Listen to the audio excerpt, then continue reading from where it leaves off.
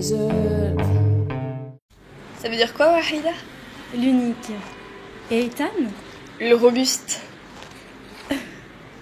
Vous êtes sûr que ça ne signifie pas dragueur? Vous êtes sûr que Wahida ne signifie pas monstruosité génétique? Sympa. C'est vrai. Vous êtes complètement improbable. Comment est-il possible qu'il y ait autant de différences entre les formes du vivant? Pourquoi vous êtes si belle quand je suis si moche? C'est vrai ça. Pourquoi? Pourquoi un embryon se développe pour aboutir à ça ou ça? Je voulais vouer ma vie à tenter de résoudre cette énigme. Mais à quoi ça servira de comprendre le pourquoi des origines quand votre visage me donne envie de brûler la rue? C'est désespérant. C'est horrible. On y est. This is the end. Qu'est-ce que ça veut dire, Wahida? Parce que moi, si je tombe amoureux de vous, comment je pourrais supporter l'idée Mais de vous vous n'allez perdre? pas tomber amoureux de moi. J'aimerais vous y voir. Vous, c'est facile. C'est moi qui suis devant vous, alors forcément. Mais moi, avec vous en face de moi, est-ce que j'ai le choix? C'est une déclaration. C'est un constat. Et j'ai beau me dire, comme Abba Os, ma directrice de recherche sur l'évolution des microsatellites codants chez les primates, que génétiquement, il n'y a que 40% de différence entre vous et la levure qui sert à fabriquer des donuts. Je n'arrive pas à décrocher de votre visage. Est-ce que vous venez de me comparer à de la levure? À une grenouille! Ça ne ferait aucune différence! J'adore votre manière de parler aux filles. Et l'âme? Un génome, pas de hiérarchie dans le monde cellulaire. Avec vous, l'identité devient simple. 46 chromosomes. L'amour? L'amour, l'holocauste, le témoignage, la mémoire, l'amitié, 46 chromosomes. Les promesses? La tendresse? L'humour? 46 chromosomes. La jeunesse? 46 chromosomes. Mon visage? Ma peau? 46 chromosomes. Mes lèvres? 46 chromosomes.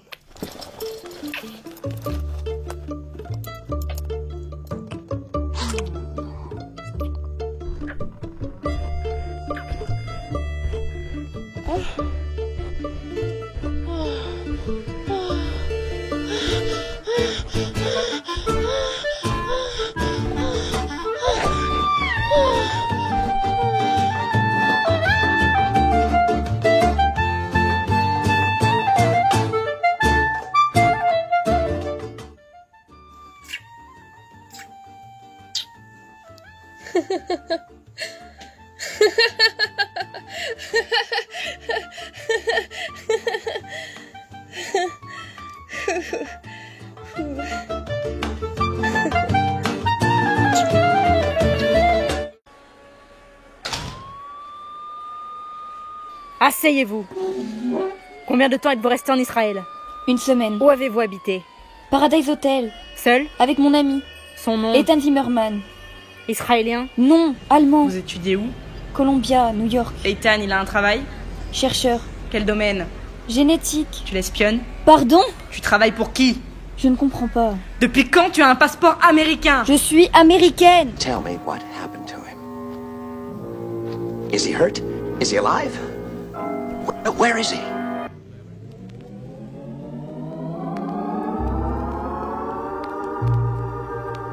Good evening, ladies and gentlemen. You recognize my voice? This is your storyteller.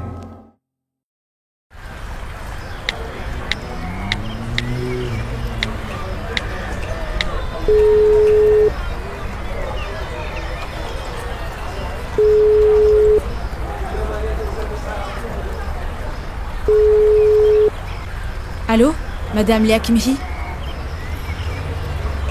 Je suis Wahida, l'amie d'Ethan, votre petit-fils.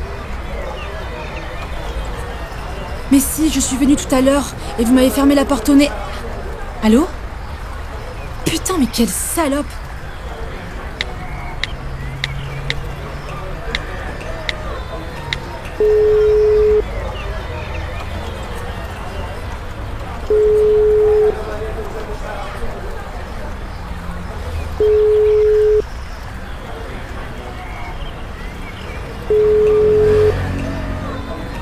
Votre correspondant n'est pas disponible. Veuillez laisser votre message après le signal sonore.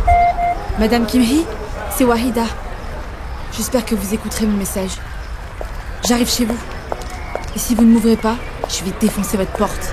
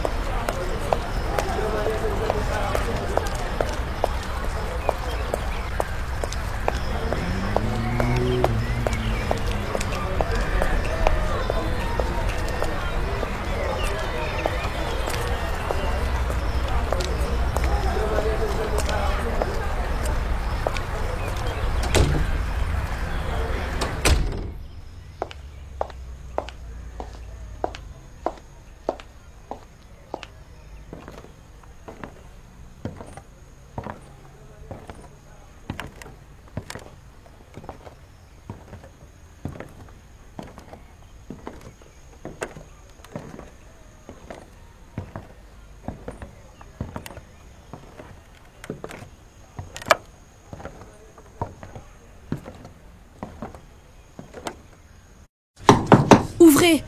Ouvrez, je sais que vous êtes là! Ouvrez, putain, ouvrez! Ouvre cette porte, salope!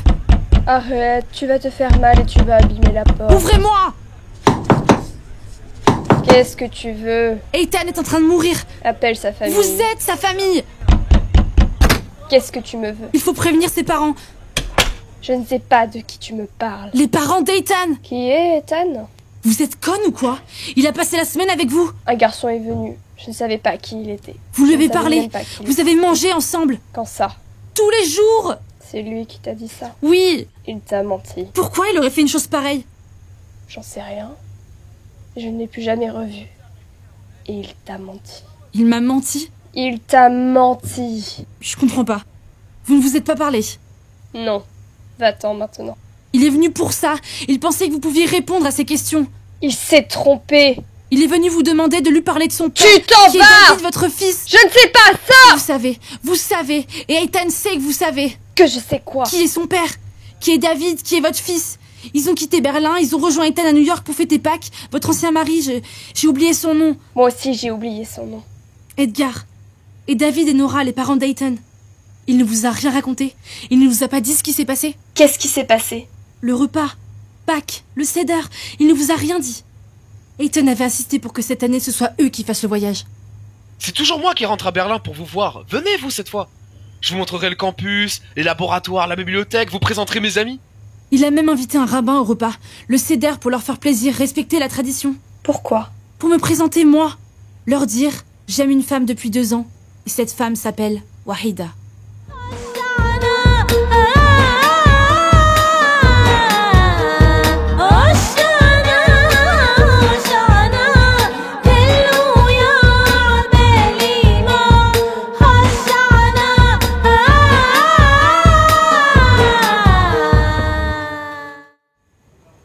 Il ne s'agit pas de ça. C'est ta vie, tu es libre. Aucune loi d'aujourd'hui ne t'interdit d'aimer qui tu veux. Il y a une autre loi, plus ancienne celle-là, ancestrale, qui prend sa source dans le sang des nôtres, et qui nous rend responsables les uns devant les autres. Parce que toi tu m'écrases pas peut-être, tu me fais... Si tu veux me parler, tu me parles en allemand. Je te parlerai comme je te parlerai et comme ça viendra. Tu m'écrases là. Vous m'écrasez tous sans que je comprenne pourquoi. Nous sommes tous écrasés, Ethan. Pourquoi alors mon grand-père qui est là, qui est sorti de la cendre des camps, pourquoi lui ne m'écrase pas? Et pourquoi c'est la parole de mon père qui n'a rien vécu, rien connu des événements qui me broient? Et pourquoi c'est l'amour de ma mère qui me tue, quand elle est capable à la fois de me dire je te comprends, mais je ne prendrai pas ta défense? Pourquoi? Ethan, tes parents sont fous de toi. Alors pourquoi ils ne m'accueillent pas? Tu me parles de transmission alors que c'est la question qui occupe ma vie. Pourquoi ça te fait sourire? Pourquoi ça te fait rire? Tu n'as aucune idée devant qui tu dis ce mot. Tu dis ce mot sans rien connaître de sa vérité. Tu m'empoisonnes avec la douleur du passé dont je devrais être responsable jusqu'à étouffer ma vie. Alors que je suis le mieux placé pour savoir qu'il n'y a pas de transmission des douleurs. Il n'y a rien. La douleur ne se transmet pas de génération en génération, il n'y a que des accidents. Tu entends ce que je te dis? Je te le dis en allemand. Die Erfahrung eines Mädchen hatte keine Auswirkungen auf sein Leben. Egal wie brutal die Erfahrung ist. L'expérience d'un humain, sa vie durant n'affecte aucun de ses chromosomes, quelle que soit la brutalité de l'expérience. Aucune inquiétude n'est à la source d'aucun cancer. Rien ne s'enregistre, rien ne se transforme. Nos gènes sont indifférents à nos existences, indifférents. Gleichgültig. Tes chromosomes n'ont pas inscrit les traumatismes de ton père.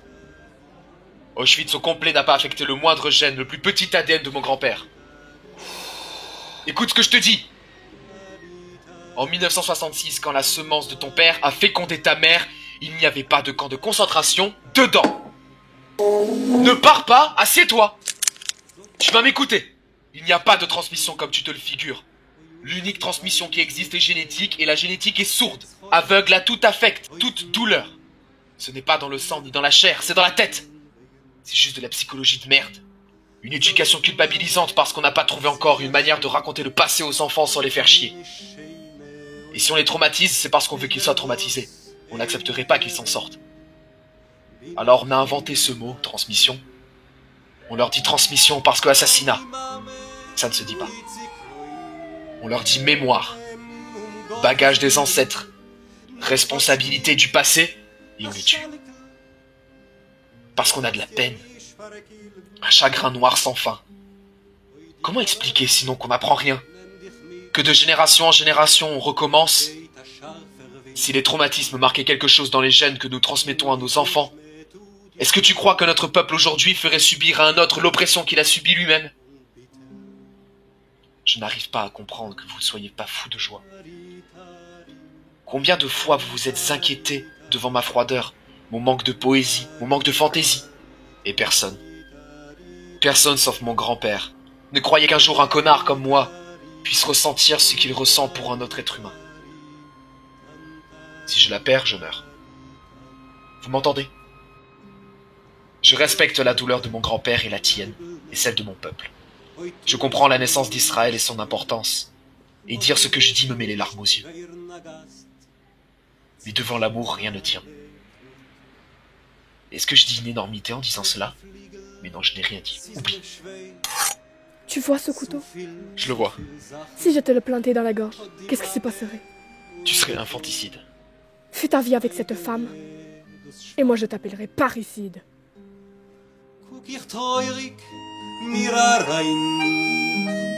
In die Mame zeugen, so dir Liebschaft nicht gelost, wären mir a Vogel. Qu'est-ce que mon fils qui est juif allait faire à la Mecque avec une arabe? Vous ne comprendriez pas. Pourquoi? Vous ne croyez pas à l'amour. L'amour? C'est joli comment tu dis ça. On dirait une fillette qui habille sa poupée. Tu penses que je suis ta petite copine? Tu veux qu'on parle de nos problèmes avec les garçons? Qu'on se donne nos secrets? As-tu une idée de ce qui se cache dans les labyrinthes d'une mère qui voit son fils entre la vie et la mort? Ça t'arrache le cœur, et quand il n'y a plus de cœur, il n'y a plus d'amour, n'est-ce pas? Que le désastre de la vie que tu as essayé de construire, pour laquelle tu t'es battu et qui est en train de se foutre en l'air, sans que tu ne comprennes exactement pourquoi. Alors ne me parle pas d'amour si tu ne veux pas que je t'égorge. Comment tu t'appelles? Wahida. C'est joli, exotique. Regarde-moi, Wahida. Regarde mon visage. Qu'est-ce que tu vois? Le visage d'une femme triste. Tu es mignonne. C'est le visage d'une chienne. Plus celui d'une femme, d'un humain, d'une mère, d'une psy, d'une juive, d'une allemande. Non. D'une chienne. Prête à mordre pour sauver son monde. Et mon monde est en train de se détruire et je ne sais pas ce qui le détruit. Il ne tient plus qu'à un fil. Et pour que ce fil tienne, j'ai besoin de savoir ce qui s'est passé. Alors toi, Wahida, ma beauté fatale des 1001 nuits, ma chérie, mon amour, tu vas me sortir de brouillard. Tu vas me dire ce qui s'est passé depuis notre visite à New York, pourquoi il a pris soudainement congé de son labo, et surtout, tu vas m'expliquer en détail ce que vous êtes venus fabriquer ici tous les deux. Ce n'est pas à moi de vous le dire. Pourquoi? Pourquoi? Ethan voulait parler à sa grand-mère. J'aurais voulu que ce soit moi. Tout aurait été pour le mieux. David aussi pense que le mieux existe dans les événements de la vie. Il est comme son père, comme Edgar. Il dit que si un tel était mort à la place d'un tel, cela aurait été mieux. Que si un tel avait vécu plus longtemps, cela aurait été mieux. Il est superstitieux. Il croit au destin. Sauf que David n'est pas né d'Edgar. Vous ne saviez pas. Est-ce que David le sait? Est-ce qu'Edgar le sait? Léa le sait certainement. L'animal femelle sait de qui elle a couché. Une mère sait qui elle est et qui elle n'est pas. C'est ce qu'Ethan est venu demander à Léa, mais Léa lui a fermé la porte au nez. Si David, ce soir-là, avait accepté qu'Ethan lui présente la femme qu'il aime, vous ne seriez pas aujourd'hui réduite à n'être plus qu'une chienne. La sale besogne reste à faire, madame.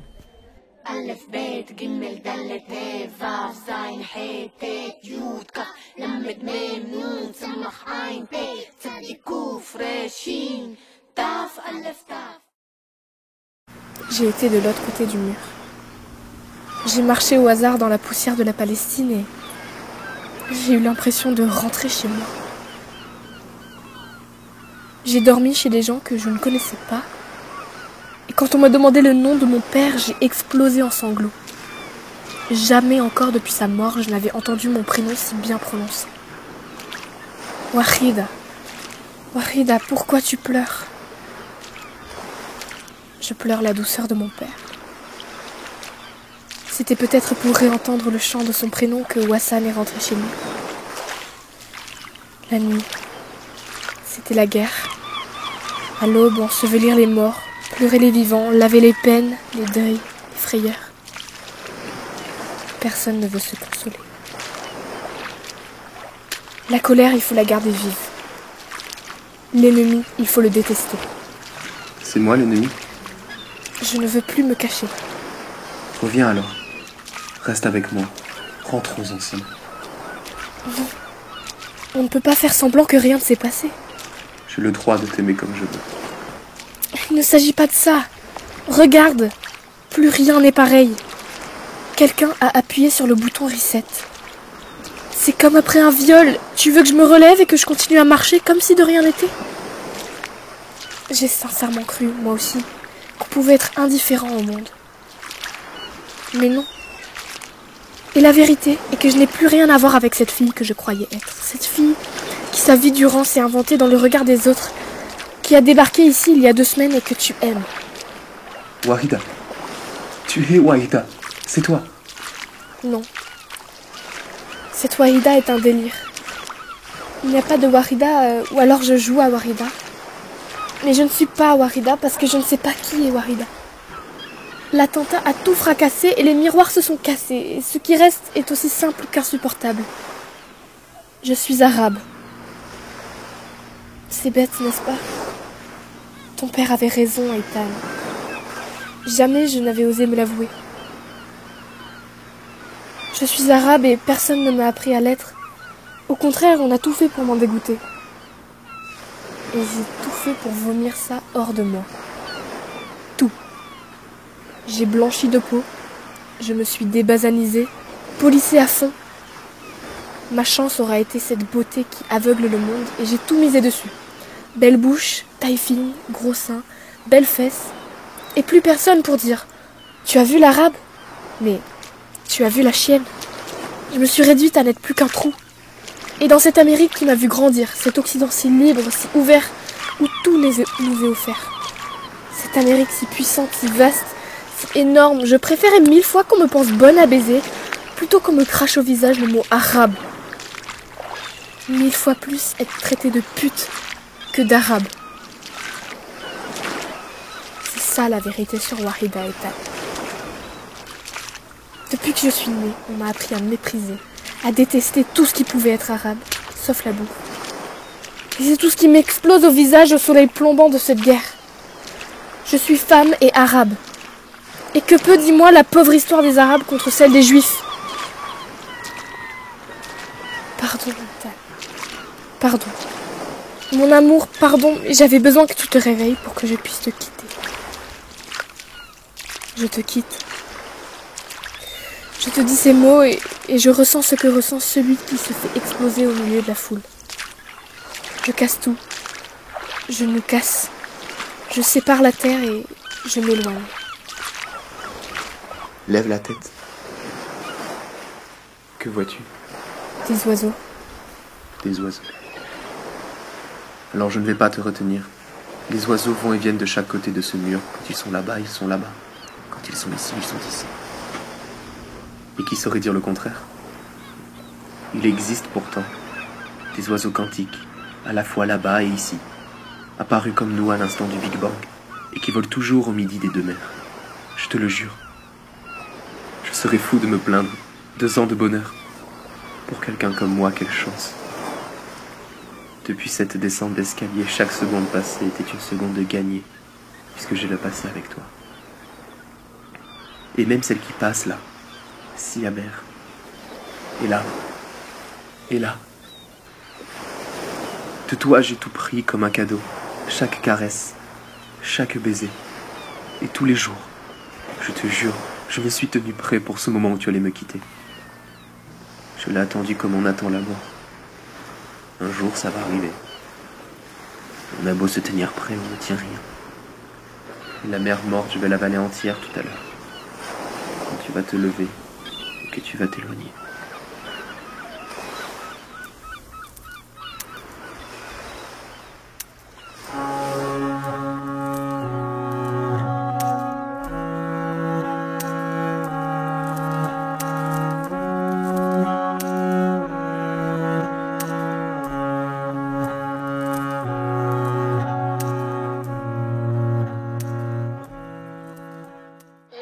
Déflagration a eu lieu à 12h40 dans le terminal des arrivées, une demi-heure après l'atterrissage de l'avion en provenance de Washington.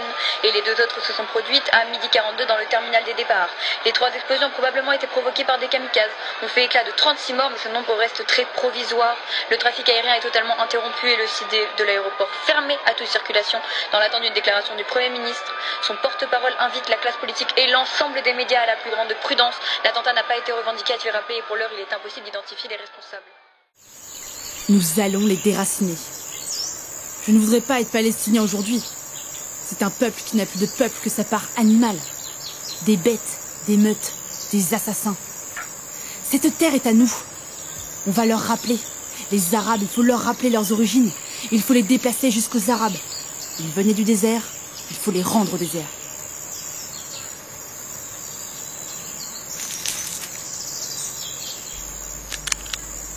Pendant la guerre contre les Arabes en 67, on nous avait envoyé vider un village palestinien.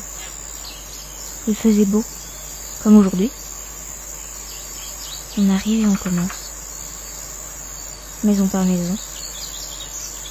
Au bout de quelques heures, je me retrouve devant une maison, avec un immense figuier.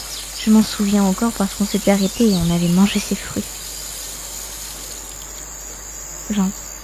Je longe un petit corridor et j'arrive dans la pièce du fond. Il y avait une armoire. J'entends un bruit, comme un souffle, une respiration. C'était à peine perceptible. Je m'approche. J'ouvre les bâtons de l'armoire et je tombe sur un tas de boîtes à chaussures vides. Sur la première étagère, la plus basse, il y avait une boîte que l'on utilise pour les bottes. Elle n'avait pas de couvercle. Je la tire vers moi et je regarde dedans. Un bébé. Tu m'écoutes ? Un bébé enveloppé dans un kéfier. Tu te souviens du kéfier que tu avais un jour trouvé dans mes affaires ? Tu m'avais demandé, choqué, ce que je faisais avec ça. Eh bien ça, c'était le kéfier qui enveloppait ce petit bébé. Un petit fella palestinien. Je ne sais pas combien de temps je suis restée à genoux à le regarder dormir. Ce bébé tout seul, au milieu de son village en feu. J'ai pris la boîte et je suis ressortie. Dehors, j'ai demandé à mon chef ce que je devais faire. Il m'a dit d'apporter l'enfant à l'hôpital avec les blessés. En chemin, le bébé a ouvert les yeux. On s'est regardé. Il n'a pas pleuré. Il n'a pas eu peur.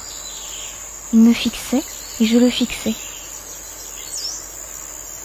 J'étais assis à l'arrière du camion militaire, la boîte posée sur mes genoux et mon visage penché vers son visage. On va retrouver ta mère. Je lui ai dit en allemand. Je me suis mis à pleurer. Qu'est-ce que je pleurais ? Je ne pourrais pas te le dire, mais il aura fallu de ce petit trajet pour que ma vie soit transformée. À l'hôpital, c'était une cohue impossible, horrible. Les civières, partout des morts, des blessés. La femme au comptoir est épuisée, vidée, Elle me voit le bébé et me demande si je suis venue l'inscrire, si je suis là pour une reconnaissance parentale. J'ai dit oui, peut-être pour pas l'embêter. Elle m'a demandé ma carte d'identité, je la lui ai donnée. Quel nom vous voulez lui donner? David, j'ai dit. Elle l'a inscrit et m'a donné les papiers. Tu as donné le nom de David à un enfant palestinien? Je lui ai donné le nom d'Arwa. Qu'est-ce qu'il est devenu? Vous avez retrouvé sa famille? Tu es cet enfant. C'est toi. אם נשרוד את המבול הפעם, כל חיוך יהיה שונה, נגוע. אם אחזור על זה עוד ועוד ועוד, תישארי 20 שנה.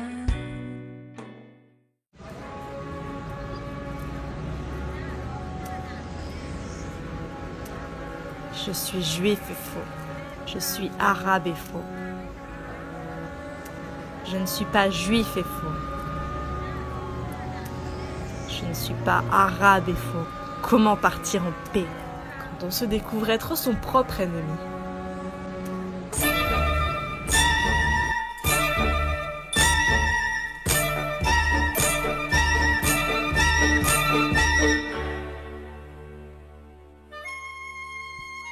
Un oiseau vient au monde, et voilà qu'à la faveur de son premier envol, il passe au-dessus des eaux de la mer. La lumière laisse entrevoir sous la surface les poissons aux écailles argentées.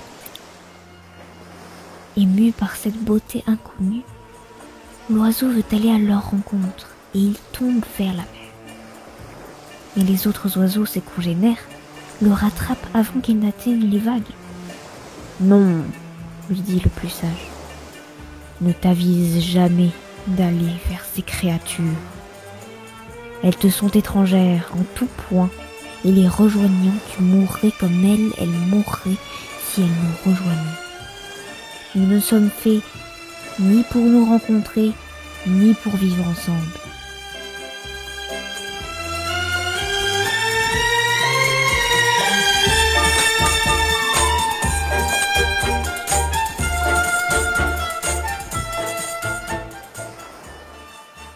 L'oiseau obéit et vit sa vie, mais toujours son cœur se tord à la vue de la mer. Taciturne, il ne chante plus, jusqu'au jour où, pétri par un chagrin devenu trop lourd à porter, il songe qu'à une longue vie malheureuse, il préfère un seul instant d'extase, et il referme sur lui ses ailes. Et dans la bleuité du ciel, il tombe vers la bleuité de la mer pour en fendre la surface.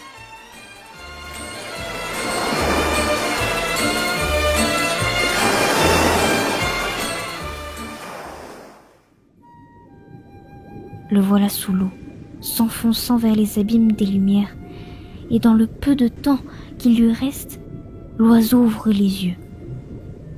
Infinité de poissons multicolores, satin insoupçonné des abîmes, indicible beauté étrangère, son cœur s'enflamme. Sa dernière heure approche, mais il ne s'en soucie plus. Tout à son désir de l'autre, de ce qui est différent. Et ce désir est si absolu, si immense, si spirituel, qu'à l'instant précis où la mort veut le saisir, des ouïes lui poussent au cou. Et il respire, l'oiseau respire. Et respirant, volant, nageant, il s'avance au milieu des poissons aux écailles d'or, de jade et de roses aussi subjugués par lui que lui par eux. Et les saluant, l'oiseau prononce la parole magique. Me voici, c'est moi, je suis l'oiseau amphibie, arrivant au milieu de vous, je suis l'un des vôtres, je suis l'un des vôtres.